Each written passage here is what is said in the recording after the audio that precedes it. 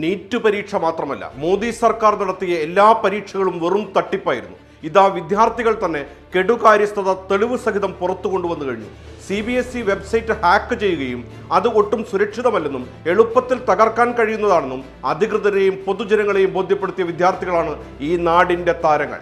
വേദാന്ത് ശ്രീവാസ്തവ 17 വയസ്സ്, നിസർഗാധികാരി 19 വയസ്സ്, സാർത്ഥക് സിദ്ധാർത്ഥ് 17 വയസ്സ്. ഇവരാണ് സർക്കാരിന്റെ തട്ടിപ്പുകൾ പുറത്തു കൊണ്ടുവന്നത്.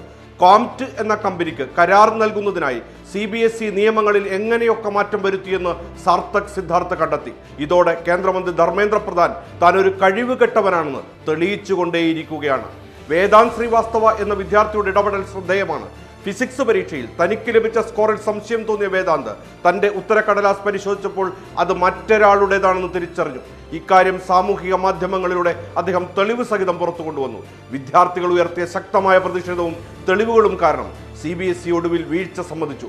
വേദാന്ത് ശ്രീവാസ്തവയുടെ പരാതിയിൽ കഴമ്പുണ്ടെന്ന് കണ്ടെത്തിയ ബോർഡ് അദ്ദേഹത്തിന് ശരിയായ ഉത്തരക്കടലാസ് തിരികെ നൽകി. മാർക്കിൽ തിരുത്തൽ വരുത്തി. ഡിജിറ്റൽ സംവിധാനത്തിലെ അപാകതകൾക്കെതിരെ വിദ്യാർത്ഥികൾ നടത്തിയ ഈ ഡിജിറ്റൽ പോരാട്ടം വലിയൊരു ഭരണകൂട സംവിധാനത്തെ തന്നെ തിരുത്താൻ പ്രേരിപ്പിച്ചു എന്നത് ശ്രദ്ധേയമാണ്.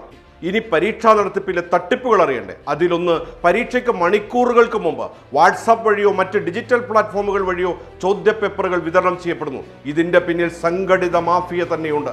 ആൾമാറാട്ടമാണ് മറ്റൊന്ന്. യഥാർത്ഥ വിദ്യാർത്ഥികൾക്ക് പകരം പണം വാങ്ങി പ്രൊഫഷണൽ പരീക്ഷാ എഴുത്തുകാരെ പരീക്ഷാ ഹാളിൽ ഇരുത്തുകയാണ്. ഡിജിറ്റൽ കൃത്രിമങ്ങളാണ് ഇതിൽ പ്രധാനം.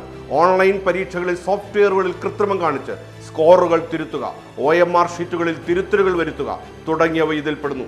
കേന്ദ്ര സർക്കാരിനെതിരെ രൂക്ഷ വിമർശനവുമായി പ്രതിപക്ഷ നേതാവ് രാഹുൽ ഗാന്ധി 12ാം ക്ലാസ് പരീക്ഷാ പേപ്പറുകൾ മൊബൈൽ ഫോൺ ഉപയോഗിച്ചാണ് സ്കാൻ ചെയ്തതെന്നും ഇതിന് പിന്നിൽ വൻ അഴിമതി നടന്നിട്ടുണ്ടെന്നും രാഹുൽ ഗാന്ധി. സാർത്ഥക് സിദ്ധാർത്ഥ് എന്ന 12ാം ക്ലാസ്സുകാരന്റെ വെളിപ്പെടുത്തലിന്റെ പശ്ചാത്തലത്തിലാണ് രാഹുൽ ഗാന്ധിയുടെ പ്രതികരണം.